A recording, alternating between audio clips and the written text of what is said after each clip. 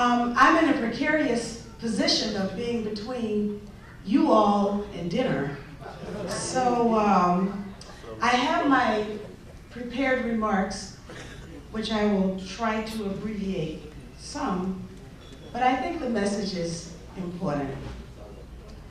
Thanks for everyone for the donations that you've made to INA tonight, and I hope that more will be forthcoming so that the goal can be met. Tonight I want to talk about the importance of being involved in doing good for others.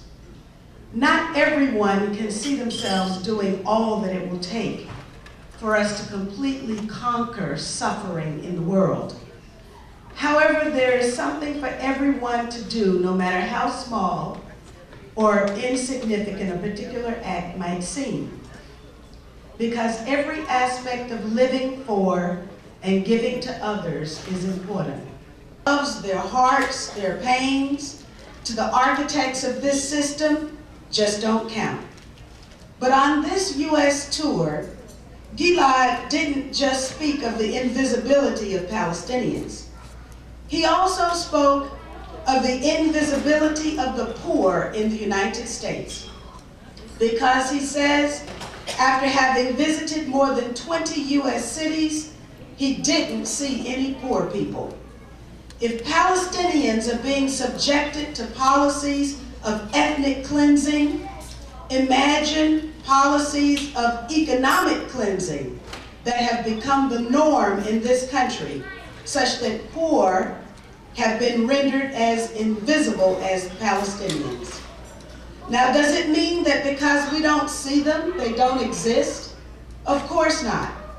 Therefore, our first engagement with those oppressed by the powers of this world, our first engagement in service to others who are in need, is an engagement with ourselves, to understand the framework at play in our own lives that renders some people invisible.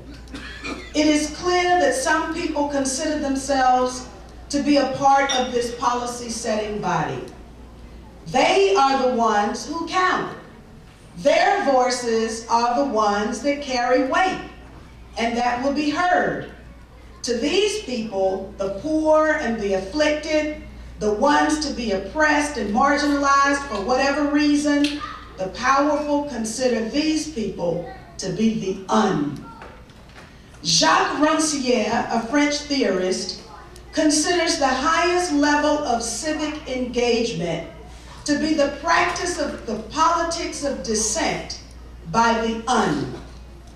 What in reality does this mean? It means that after we see and feel, we must act. Rancière calls it voicing our dissensus against the consensus. According to Rancière, the consensus is enforced by the police state of the powerful who benefit from the system as it is. In their world, poor people or people who are ill or somehow not like them don't deserve to be heard or seen or loved. A poignant example. There was a time when people in wheelchairs were considered to figure among the invisible. Among my favorite readings is a story about the Enron debacle, where greed and corruption were a part of the norm. And one Texas CEO recounts that it wasn't just luck that saved him from the ethical and legal quagmire that Enron became. It was a lifetime of being a part of the un, of seeing the world from the eyes of the marginalized. And here's the part of the story that I like most. You see, his sister was wheelchair bound, and he tells the story about how he would push her wheelchair all around, to the doctor, to the hospital, on campus, around the neighborhood, at school. He says he loved that time when he was pushing his sister in that wheelchair. He says they would talk about everything. He learned to love everything about those moments and the richness of the relationship with his sister that developed from those special moments together.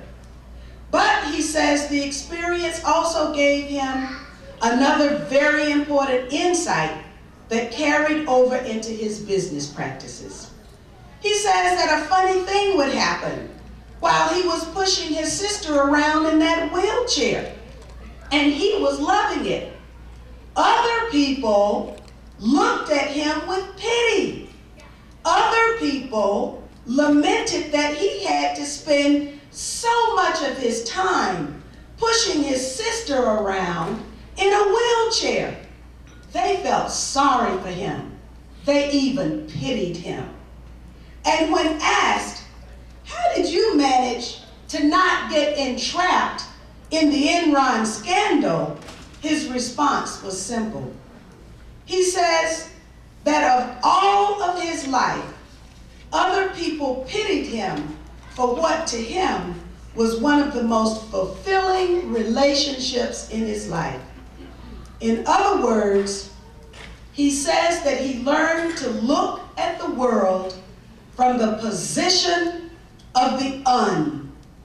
Despite family wealth, his sister was wheelchair bound.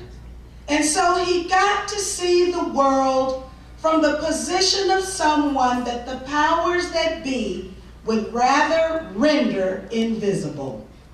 He goes on to say that if those observers missed the richness of his life with his sister, then what else in life were they missing? It was this insight into what those who have the power to set the norm might be missing that saved him from jail, financial ruin, or a damaged reputation. So while it's necessary for us to first see those whom power would render invisible, it is also important for us to consciously acknowledge that they not only live, but that they love, they have feelings, and sometimes they hurt. We must acknowledge their humanness. That is the vital first step in loving them and in serving them. At this point, I want to talk about recognizing our own humanity by recognizing the humanity of others. Another way to put it is this: engagement of the head will lead to engagement of the heart. For how can we know of another's suffering and not want to help them? For all of my life, I have been engaged at the head and the heart. It was not until I met and became friends with an Atlanta Pakistani family that my level of engagement moved up the ladder of commitment to my hands and my spirit. Because it was through them that my commitment to the homeless became real. Every Thursday, this extended family of wives and daughters would cook all day in their various kitchens. And then on Thursday night, they would take huge boilers of wonderfully cooked and lovingly seasoned food to the men and women who populated the streets of Atlanta.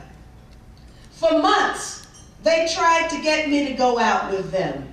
And every time they asked, I always said, I'm busy. In my head, I was busy. In my head, I was already engaged with the poor. In my heart, I advocated for them when I was in the Georgia legislature. I advocated for them while I was in the Congress. But there was one major fallacy in my advocacy, and I can say this now. and that is that I didn't even know the people that I was advocating for. That all changed when I finally took my Pakistani friends up on their invitation to go out with them on the Atlanta streets and personally show a little kindness. Now let me tell you about my friends.